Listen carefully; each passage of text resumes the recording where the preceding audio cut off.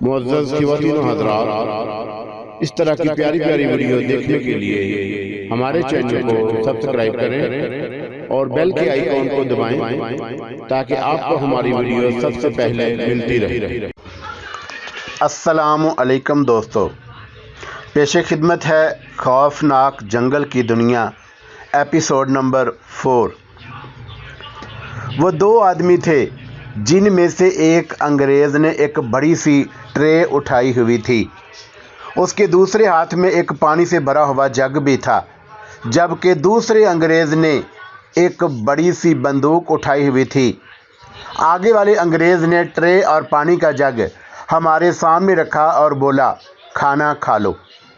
इतना कहकर वो मुड़ा और वापस जाने लगा।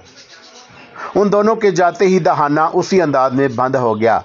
हमें भूख तो बहुत लगी थी, इसलिए हमने खाना शुरू कर दिया। ज़िंदा रहने के लिए खाना बहुत ज़रूरी था। खाने से फारग होने के बाद हम फिर उसी मसले पर डिस्कस करने लगे। पापा, क्या हम कभी अपने घर नहीं पहुंच सकेंगे? मार्गरेट ने अंकल डेविड से पूछा। मार्गरेट, हम अपने घर ज़रूर जाएंगे, अंकल डेविड ने उसकी ढारस बंधाई। गार्ड से दुआ करो कि वो हमें इस मुश्किल से निजात दिलाए। हम सब अपनी अपनी जगह पर परेशान थे। कुछ समझ में नहीं आ रहा था। वक्त था कि तेज़ी से गुज़रता जा रहा था। अंकल डेविड ने मशवरा दिया कि हमें सो जाना चाहिए, क्योंकि कल नहीं मालूम क्या हालात पेश आएं। सेहत के लिए नींद ज़रूरी है। वो गार चौंके बंद थी, इसलिए सर्दी का एहसास कम था। उसके बावजूद उन लोगों ने हमारे लिए गर्म कंबलों का इंतज़ाम कर रखा था। हम कंबल डाले लेट गए। सुबह हस्बे मामूल गार का दहाना खुला और वही अंग्रेज़ आए जो कल रात को खाना लेकर आए थे। अब भी उनके हाथों में नाश्ता था और उसने नाश्ता हमारे सामने रखा और रात वाले बर्तन उठाए अपने साथी के साथ वापस चला गया। हम नाश्ता करके फारग हुए ही थे कि उसी वक्त दोबारा गार का दहाना खुला और अब की बार रॉबर्ट और उसके 3 और अंग्रेज़ दाखिल हुए। रॉबर्ट के साथी रिवाल्वरों से लैस थे। चलो, रॉबर्ट ने तहकमाना लहजे में कहा। हम खड़े हो गए और उसके हुक्म के मुताबिक अमल करने लगे। वो हमें गार से बाहर लाए। चारों अतराफ में पहाड़ी सिलसिला फैला हुआ था, जिनमें संगलाख चट्टानें भी बनी हुई थी। कुर्बो जवार में गहरी गहरी खाइयाँ भी बनी हुई थी।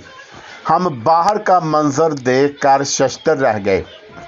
मुख्तलिफ गारों को मिलाकर एक इलाका बनाया हुआ था और इन गारों में बाकायदा कमरे बने हुए थे, जहाँ रोशनी का भी इंतज़ाम था। वहाँ अंग्रेज़ों की तादाद बहुत ज़्यादा थी। उनमें से कुछ अंग्रेज़ बाकायदा वर्दी में मलबूस थे। उनकी वर्दी का कलर हल्का ब्लू था। कुछ अंग्रेज़ कुर्बो जवार में खड़े हुए थे। थोड़े ही फासले पर 2 हेलीकॉप्टर भी मौजूद थे। रॉबर्ट ने एक अंग्रेज़ को इशारा किया और वो हमें एक तरफ ले जाने लगा। उस अंग्रेज़ के साथ 6 के करीब असला से लैस मुहाफ़िज़ भी थे, जो चौकन्नी नज़रों से हमें देख रहे थे। थोड़े ही फासले पर 10-12 के करीब जीपें खड़ी हुई थी। हमें एक जीप में सवार कराया गया और एक अंग्रेज़ ने ड्राइविंग सीट संभाल ली, जबकि 3 अंग्रेज़ पिछली नशस्तों पर बैठ गए। जीप आगे बढ़ गई। हमें नहीं मालूम था कि वो हमें किस तरफ ले जा रहे हैं। जीप दुश्वार गुजार और पथरीले रास्तों पर दौड़ रही थी। दोनों साइडों पर संगलाख चट्टानें और गहरी गहरी खाइयाँ मुंह फाड़े खड़ी थीं। ड्राइवर इंतहाई महारत के साथ जीप चला रहा था। कुर्बो जवार में खाइयाँ देखकर मेरा दिल दहल गया। मैं सोच रहा था कि अगर ड्राइवर की ज़रा सी भी बेएहतियाती से जीप खाई में गिर गई तो हमारी हड्डियाँ पिसलियाँ भी नहीं मिलेंगी। हम तकरीबन 20 मिनट तक सफ़र करते रहे। फिर जीप एक तरफ पहाड़ों की तरफ मुड़ गई। उस तरफ बाकायदा एक दायरे की शक्ल में तकरीबन 1 फरलांग के फासले तक बाड़ लगी हुई थी। उस बाड़ के अंदर 50-50 फुट के फासले तक अंग्रेज़ बंदूकें उठाए चौकन्ने अंदाज में खड़े हुए थे। फ्रंट साइड पर एक बड़ा सा लक्सरी का गेट बना हुआ था। ड्राइवर जब उसी लकड़ी के गेट से गुजार कर अंदर ले गया और इस मंजर को देखकर हम हैरान परेशान हो रहे थे। वो मुख्तलिफ मलकों से ताल्लुक़ रखने वाले लोग थे जो मुख्तलिफ सिमतों में खड़े लोहे की कुदालों से पथरीली ज़मीन खोद रहे थे। उनमें बूढ़े, बच्चे, जवान, मर्द और औरतें शामिल थे। हमने देखा कि एक अंग्रेज़ ने हंटर उठाया हुआ था और वो एक बूढ़े को हंटरों से पीट रहा था। उस बूढ़े की हलक से दिल खराश चीखें निकल रही थी, मगर उस बेरहम अंग्रेज़ को उस पर ज़रा भी रहम नहीं आया था। उस अंग्रेज़ ने जब हमें देखा तो वो उस बूढ़े को पीटता छोड़कर हमारी तरफ आने लगा। मैं इधर उधर देखने लगा। उनके रहने के लिए लकड़ियों के मुख्तलिफ कमरे बने हुए थे। उन लोगों की तादाद सैकड़ों में थी। थोड़े फासले पर जीप जाकर रुक गई। एक अंग्रेज़ ने हमें नीचे उतरने का इशारा किया। हम नीचे उतर आए। बूढ़े को पीटने वाला अंग्रेज़ भी हमारे करीब आ गया। ब्लैकी, एक अंग्रेज़ ने उसे मुखातब होकर कहा। जी सर। ब्लैकी हमें देखता हुआ बोला, ये नए लोग हैं, इन्हें काम पर लगा दो। Yes sir. हम हैरान और शशदर खड़े थे। ताहम अंकल डेविड ने उनसे पूछा, ये आप लोग हम कहाँ ले आए? अब तुम लोग यहीं रहोगे और इन लोगों के साथ मिलकर काम करोगे। उस अंग्रेज़ ने खफीफ मुस्कुराहट से कहा। क्या? अंकल डेविड ने हैरानी से कहा। मगर क्यों? ब्लैकी, उसने अंकल डेविड की बात का जवाब देने की बजाय ब्लैकी को मुखातब किया। यस सर, ब्लैकी ने जवाब दिया। इन्हें ले जाओ। चलो। इस बार ब्लैकी ने हमें तहकमाना लहजे में कहा और फिर उसने अपने चंद साथियों को बुला लिया और वो हमें जानवरों की तरह धकेलते हुए उस तरफ ले जाने लगे जिस तरफ लोग काम कर रहे थे। ब्लैकी ने हमें कुदालें दी और काम करने का इशारा किया।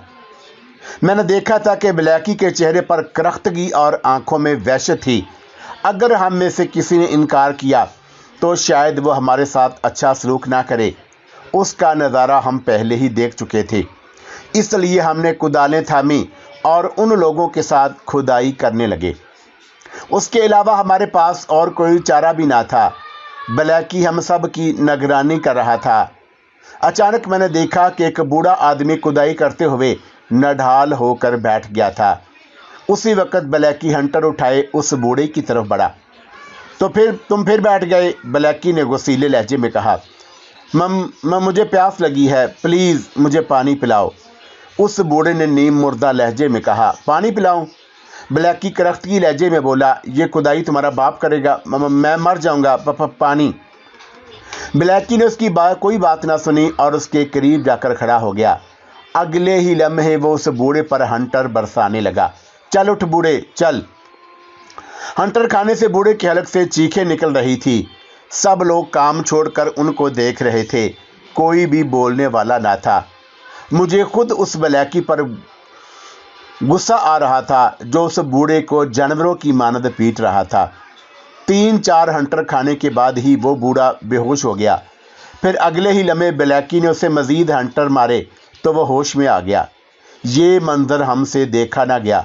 सब हरासा हो चुके थे और अपना काम छोड़कर उनकी तरफ देख रहे थे। इंसानियत की तौहीन हो रही थी। अंकल डेविड ने मदाखलत की। मिस्टर ब्लैकी, बस करो, वो मर जाएगा। ब्लैकी हंटर मारना छोड़कर अंकल डेविड की तरफ मुड़ा और खफीफ मुस्कुराहट के साथ बोला, मरता है तो मर जाए, मुझे उसकी कोई परवाह नहीं। तुम इंसानियत की तौहीन कर रहे हो। अच्छा, फिर तुम क्या करोगे? वो हंटर लहराए अंकल डेविड की तरफ बढ़ा। मार्गरेट भी खौफजदा होकर अंकल डेविड के पीछे छुप गई थी। अंकल डेविड के चेहरे पर परेशानी के तासुरात ना थे। वो इत्मीनान भरे अंदाज में खड़े थे। मैं उस वक़्त तुम्हारे रहमो करम पर हूँ, इसलिए कुछ भी नहीं कर सकता। फिर इससे पहले कि ब्लैकी मज़ीद कोई बात करता, उसी वक़्त एक अंग्रेज़ वायरलेस उठाए उसी की तरफ बढ़ा। ब्लैकी चौंक कर उसे देखने लगा। आपके लिए चीफ बॉस का फ़ोन है, उस अंग्रेज़ ने कहा। ब्लैकी ने हमें घूरते हुए उस अंग्रेज़ से वायरलेस फ़ोन लिया और एक तरफ चला गया और बात करने लगा। चंद मिनटों के बाद वो हंटर उठाए एक तरफ खड़ी जीप में बैठकर रवाना हो गया। उसके जाते ही हम उस बूढ़े की तरफ बढ़े जो शदीद ज़ख्मी था और कराह रहा था। दीगर लोग भी अपने अपने कामों में लगे हुए थे। मुझे हैरत इस बात पर थी कि किसी ने भी उस बूढ़े की तरफ तवज्जो ना दी थी। सब अपने अपने कामों में मगन थे। पास्कल और अंकल डेविड ने उस बूढ़े को सहारा दिया। तुम लोग अपना अपना काम करो, बूढ़े ने कराहते हुए कहा। अगर ब्लैकी ने देख लिया तो तुम्हें भी तशद्दुद का निशाना बनाएगा। उस बूढ़े की हालत देखकर मुझे उस पर बेहद तरस आ रहा था। उसके साथ साथ मुझे ब्लैकी पर भी गुस्सा आ रहा था, जिसने इंसानियत की तजलील की थी। अंकल डेविड ने कहा, वो खबीस कहीं चला गया है, मगर उसके कारिंदे मौजूद हैं। बूढ़े ने कहा और फिर वो एक तरफ देखते हुए बोला, वो देखो, ब्लैकी का करिंदा आ रहा है। हमने चौंक कर उसकी तरफ बताए हुए इशारे की तरफ देखा तो वाकई एक अंग्रेज़ तेज तेज कदम उठाए हुए आ रहा था। हमने उस बूढ़े को लिटा दिया और चौकन्ना होकर खड़े हो गए। ब्लैकी के कारिंदे ने हमारे करीब आकर खड़ा। तुम सब लोग अपना अपना काम करो। और फिर वह बूढ़े से बोला, तुम भी अब खड़े हो जाओ। और उसके जाने के बाद हम सब ने अपनी अपनी कुदालें उठाई और पथरीली ज़मीन खोदने में लग गए। वो बूढ़ा भी कुछ देर बाद खड़ा हो गया और खुदाई में लग गया। शाम तक हम ज़मीन खोदते रहे। ज़मीन बहुत सख्त और पथरीली थी। इस दौरान हमें खाने को भी कोई चीज़ ना मिली, जिससे हम नढाल हो रहे थे। थकावट अलग थी। रात का अंधेरा फैलने से पहले ही हमें कमरों में बंद कर दिया गया। हम नढाल होकर ज़मीन पर लेट गए। एक कमरे में 10-10 कैदी थे। उन लकड़ियों के कमरों में बाकायदा हवा के लिए छोटे छोटे सुराख बने हुए थे। रोशनी के लिए बड़े बड़े दिए जल रहे थे और उन दियों से अच्छी खासी रोशनी हो रही थी। उन कमरों में पानी के ड्रम रखे हुए थे। उसके अलावा खाने के लिए 10 प्लेटें भी रखी हुई थी। भूख के मारे हमारा बुरा हाल था, मगर क्या करते, किस से खाना मांगते। थोड़ी देर के बाद माइक पर ऐलान होने लगा कि अपनी अपनी प्लेटें बाहर निकाल लें। दूसरे कैदियों की तरह हमने भी अपनी अपनी प्लेटें लकड़ियों के सुराखों से बाहर निकाल लीं। चंद लम्हों के बाद एक बड़ी सी रेहड़ी आई, जिसके साथ 2 अंग्रेज़ थे और उनमें से एक अंग्रेज़ प्लेटों में दाल डालता जा रहा था, जबकि दूसरा अंग्रेज़ एक एक नान देता जा रहा था। हम सब ने अपना अपना खाना लिया और खाने बैठ गए। सारा दिन काम करके हमें बहुत भूख लगी हुई थी, मगर एक एक नान भूख मिटाने के लिए बहुत कम था, लेकिन हम कर भी क्या सकते थे। इस दौरान अंधेरा भी गहरा हो गया। खाना खाने के बाद हमने अपनी प्लेटें एक तरफ रख दी। लकड़ियों के कमरों में हवा के लिए जो सुराख बने हुए थे वो बंद कर दिए गए, क्योंकि सर्दी बढ़ गई थी। लकड़ी के कमरे के फर्श पर दरियां बिछी हुई थी। ऊपर डालने के लिए भी कंबल मौजूद थे, जो बहुत ख़राब हालत में थे, लेकिन सर्दी से बचने के लिए वो मैले कुचैले कंबल भी हमारे लिए किसी नेमत के से कम न थे। उस कमरे में हमारे अलावा 3 बूढ़े, 2 जवान और एक लड़की मौजूद थे। वो सब कंबल खुद पर डाले लकड़ी के कमरे की दीवार के साथ टेक लगाए बैठे थे। दिए की रोशनी में हम सब एक दूसरे को वाज़ा दिखाई दे रहे थे। कमरे में काफ़ी देर खामोशी रही तो एक बूढ़े ने गुफ्तगू का आगाज़ किया। आप लोग कौन है और इन दरिंदों के हत्थे कैसे चढ़ गए? अंकल डेविड ने अपना और हम सब का तारफ़ कराते हुए सारी कहानी उन्हें बता दी और उससे पूछा, तुम्हारा नाम क्या है? नाम? उसने अपना नाम बताया और फिर बारी बारी दूसरों लोगों के नाम बताने लगा। उसका नाम रास्कल है, ये माइकल, ये जैक, ये पीटर और ये रोकी है। हम सब लोग यहाँ पर कितने अरसे से कैद हैं? अंकल डेविड ने पूछा। हम तकरीबन 1 महीने से कैद हैं। रफ्ता रफ्ता कैदियों की तादाद में इजाफा होता जा रहा है। टॉम ने बताया कि ये लोग किस चीज़ के लिए खुदाई कर रहे हैं। बेटा, ये लोग पथरीली ज़मीन की इसलिए खुदाई कर रहे हैं कि उन्हें पता चला है कि इस जगह सोने की कान है और ये सोना निकालना चाहते हैं। सोने की कान हमारे मुंह से एकदम निकला, तो ये लोग सोना निकालने की खातिर ऐसा कर रहे हैं। अंकल डेविड ने हैरत भरे लहजे में कहा, इतने सारे लोग ये कहाँ से अगवा कर लाएं? ये ज़्यादातर अफ्रीका के जंगलात में से कबाइलियों को अगवा करके लाए हैं। टॉम ने कहा, जो इंसानी ज़ुबान से ना आशना हैं, उन्होंने इन कबाइलियों पर तशद्दुद की इंतहा कर दी है। क्या किसी ने एहतजाज भी नहीं किया? इस बार पास्कल ने पूछा। किया था, मगर उन लोगों ने उन्हें बेतहाशा मारा था। टॉम ने कहा, ब्लैकी को देखा है आपने, कितना जालिम इंसान है वो, कोई भी उसके सामने बोलने की जुर्रत नहीं कर सकता।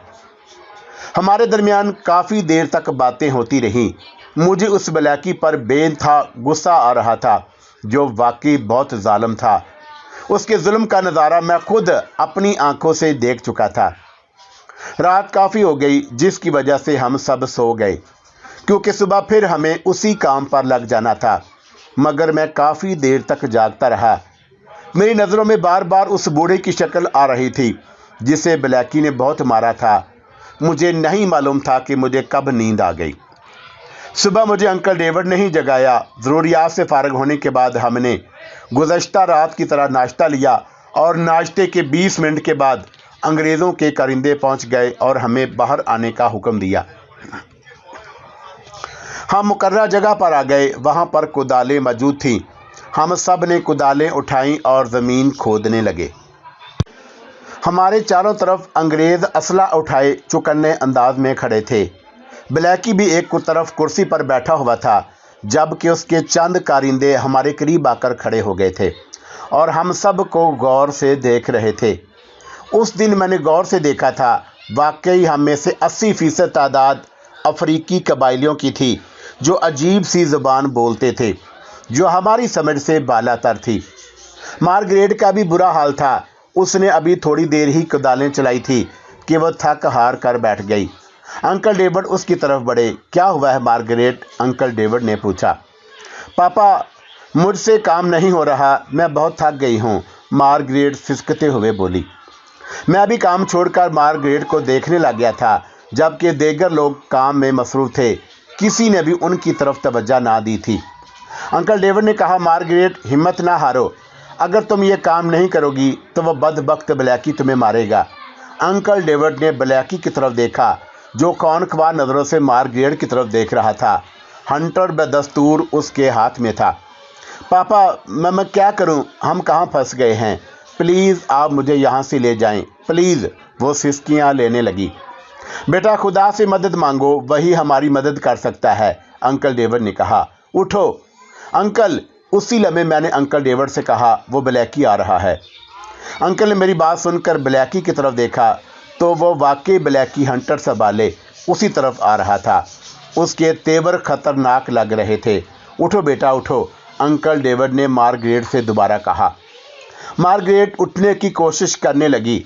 ऐन उसी लम्हे ब्लैकी हमारे करीब पहुंच गया। तुम लोग काम क्यों नहीं कर रहे? उसने दुरुस्त लहजे में पूछा। मिस्टर ब्लैकी, मेरी बच्ची को पानी चाहिए, अंकल डेविड ने उससे मुखातब होकर कहा। पानी अभी नहीं मिल सकता, ब्लैकी ने सख्त लहजे में कहा। 1 घंटे के बाद मिलेगा, अभी काम करो। मिस्टर ब्लैकी, अंकल डेविड ने कहा, पानी ना मिलने पर मेरी बच्ची को कुछ हो भी सकता है। मैंने कहा ना, अभी पानी नहीं मिल सकता, ब्लैकी ने उसी लहजे में कहा। काम करो। मिस्टर ब्लैकी, इस बार मैंने कहा, तुम इंसान हो या दरिंदे जो पानी नहीं दे रहे? ब्लैकी मेरी तरफ घूमा और गोसीली नज़रों से मुझे देखने लगा। मैंने उसका चेहरा गौर से देखा और उसके चेहरे पर रहम की ज़रा भी रमक ना थी। आंखों में वहशत छाई हुई थी। मैं इंसान कम, दरिंदा ज़्यादा हूँ, ब्लैकी ने मकरू मुस्कुराहट से कहा। फिर उसने हंटर फिजा में लहराया। चलो काम करो। मेरा जी चाह रहा था कि मैं ब्लैकी का मुंह नोच लूं और उसको ऐसा सबक सिखाऊं कि वो मरते दम तक याद रखे। इतना जालिम इंसान मैंने आज तक नहीं देखा था। मैं उस वक़्त उससे उलझना नहीं चाहता था, क्योंकि वह बहुत ज़्यादा थे और उनके पास असला भी था, जबकि हम नहते थे और वो मार मार कर हमारा भरकस निकाल सकते थे। हम दोबारा काम में लग गए। ब्लैकी धीरे धीरे चलता हुआ आगे बढ़ गया। मार्गरेट का प्यास से बुरा हाल था, मगर उस दरिंदे ब्लैकी ने फिर भी उसे पानी ना दिया। मुझे खुद भी पानी की शदीद प्यास लगी हुई थी, मगर मैं जानता था कि ब्लैकी से पानी मांगना फजूल है। वो 1 घंटे से पहले पानी नहीं देगा। मार्गरेट 1 घंटे तक उसी हाल में काम करती रही। 1 घंटे के बाद हम सबको पानी का एक एक गिलास दिया गया। पानी पीने से जिस्म में जान आई। थोड़ी देर रेस्ट करने के बाद हम दोबारा खड़े हुए और काम पर लग गए। ज़मीन काफ़ी गहराई में खोदी जा चुकी थी। शाम तक हम लोगों ने काफ़ी हद तक ज़मीन खोद ली। फिर वही मामूल के मुताबिक हमें कमरे में पहुंचा दिया गया और रात का खाना दिया गया। हमें वहां रहते हुए 1 हफ्ता गुजर गया। इस दौरान ज़मीन मज़ीद गहराई तक खोदी जा चुकी थी, मगर अभी तक सोने की कान ना मिली। उस दिन कुछ अंग्रेज़ों ने वहां आकर ज़मीन का जायज़ा भी लिया था और अपने साथियों को मज़ीद हदायत की थी कि ज़मीन की खुदाई जल्द अज जल्द मुकम्मल कराई जाए। उस दिन भी मामूल के मुताबिक काम जारी था कि एक अफ्रीकी नौजवान कुदालें चलाते चलाते थक हार कर बैठ गया। ब्लैकी ने जब उसे रुकते हुए देखा तो वो गुस्से से उसकी तरफ बढ़ा। उसने अफ्रीकी नौजवान को गालियां दी और वो काम करने का इशारा किया। उस नौजवान ने हाथ के इशारे से पानी मांगा, मगर ब्लैकी ने उसे पानी देने के बजाय हंटरों से मारना पीटना शुरू कर दिया। अफ्रीकी नौजवान चंद लम्हे तो मार खाता रहा और फिर वो ब्लैकी से उलझ पड़ा। ब्लैकी के दूसरे परिंदे भी दौड़ते हुए उसकी तरफ आए और अफ्रीकी नौजवान पल पल पड़े। ब्लैकी ने गुस्से से परिंदों से कहा, तुम लोग हट जाओ, मैं इसे गोलियों से भून दूंगा। वो परिंदे पीछे हट गए। सब लोग काम छोड़कर ये मंजर देख रहे थे।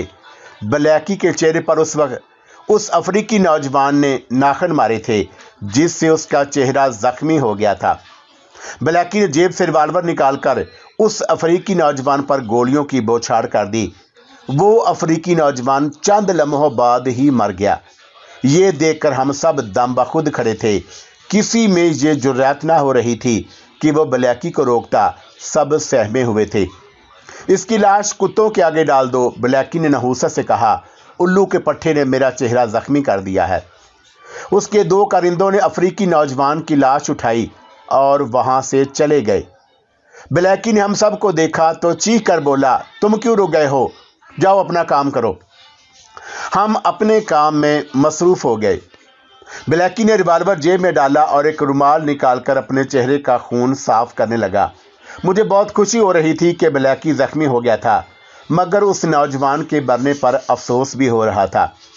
शाम तक हम सस्बे मामूल काम करते रहे। फिर शाम का अंधेरा फैलने से कबल ही हमें उसी लकड़ी के कमरे में बंद कर दिया गया। रात का खाना खाने के बाद जब हम बातें करने के लिए बैठे तो मार्गरेट ने अंकल डेविड से पूछा, पापा क्या हम सारी ज़िंदगी यहीं रहेंगे? नहीं बेटा, खुदा ने चाहा तो हम बहुत जल्द यहाँ से निकल जाएंगे। अंकल डेविड ने उसकी ढारस बंधाई। मैं तो यहाँ से फरार होने का सोच रहा हूँ, पास्कल ने कहा। मगर कैसे? अंकल डेविड ने हैरान कुन लहजे में पूछा। चारों अतराफ में तो उनके कारिंदे फैले हुए हैं, हमें कोई ना कोई तरीका सोचना होगा, पास्कल ने कहा। ये बहुत रिस्की काम है, मैंने कहा। मगर हम कब तक यूं ही उनके रहमो करम पर रहेंगे? पास्कल ने कहा। अगर सब लोग तैयार हैं तो ठीक है, वरना मैंने तो सोच लिया है कि मैं यहाँ से फरार हो जाऊंगा। अंकल डेविड ने इस बार उसकी बात का जवाब ना दिया। वो भी पुरसोच अंदाज में बैठे हुए थे। हमारे कमरे में दूसरे लोग 2 टोलियों की सूरत में बैठे बातें कर रहे थे। मैं भी वहाँ से फरार होने का सोच रहा था, क्योंकि मैं भी उस कैंप में रहते हुए तंग आ गया था। उन चंद दिनों में कुदालें चलाते हुए मेरे हाथों पर छाले पड़ गए थे। अंकल डेविड, मार्गरेट और पास्कल की हालत भी मुझसे कम ना थी। उस दिन मुझे अपने वालिदैन और बहन भाई बहुत शिद्दत के साथ याद आए। मैं जानता था कि वो मेरे बारे में बहुत परेशान होंगे जब उन्हें मालूम हुआ होगा कि जिस बहरी जहाज़ पर मैं सफ़र कर रहा था उस पर बहरी कज़ाकों ने हमला कर दिया था, तो वो कितने परेशान हुए होंगे। मैं तो ये भी ना जानता था कि मैं अपने घर में पहुंच पाऊंगा भी या नहीं, मगर एक उम्मीद की किरण थी जिसने मेरे अंदर हौसला पैदा किया हुआ था। थोड़ी देर हमें दरमियान में खामोशी रही। फिर अंकल डेविड ने उस गहरे सकूत को तोड़ा। पास्कल, मुझे तुम्हारी बात से इत्तेफाक है, मगर मैं ये सोच रहा हूँ कि हम इस जगह से फरार होकर कहाँ जाएंगे। इन लोगों का नेटवर्क बहुत वसी है, ये तो हमें ढूंढ निकालेंगे। अगर हम यही बातें सोचने लगे तो फिर हम कभी भी इस कैंप से फरार नहीं हो सकते, पास्कल ने कहा। अंकल, मैंने कहा, पास्कल ठीक कह रहे हैं, हमें पहले इस कैंप से तो निकलना चाहिए, बाद की बाद में देखी जाएगी। ओके, मैं आपसे मुत्तफिक हूँ और आपका साथ देने के लिए तैयार हूँ, अंकल डेविड ने कहा। और फिर हम सब मिलकर वहाँ से फरार होने की प्लानिंग करने लगे। اگلے دن پلاننگ کے تحت میں نے اور پاسکل نے شام کو واپس لکڑیوں کے کمروں میں 2 بڑے بڑے پتھر اٹھا کر اپنی اپنی جیبوں میں چھپا لیے۔ پہلے ہم نے یہی پلاننگ کی تھی کہ ہم کسی نہ کسی طرح 1 عدد کدال چھپا کر اپنے کمرے میں لے جائیں گے، مگر انکل ڈیوڈ نے اس خیال کو رد کر دیا تھا۔ ان کے خیال کے مطابق کدال لے جانا خود کو مصیبت میں ڈالنے کے مترادف ہے، کیونکہ ایک تو کدال بہت بڑی تھی، دوسرا جب ہم شام کو واپس اپنے اپنے کمروں میں جاتے تھے تو بلیکی کا ایک کارندہ کدالوں کی گنتی کرتا تھا۔ 1 کدال کم ہو جاتی تو یقیناً انہوں نے ہر کمرے میں جا کر چیکنگ کرنی تھی اور اس طرح پھر کسی عذاب میں ہم پھنس سکتے تھے۔ چنانچہ پھر یہی طے پایا کہ 1 یا 2 بڑے بڑے پتھر اپنی جیبوں میں ڈال کر لے جائے جائیں اور رات کی تاریکی میں کسی نہ کسی جگہ سے راستہ بنانے کی کوشش کی جائے۔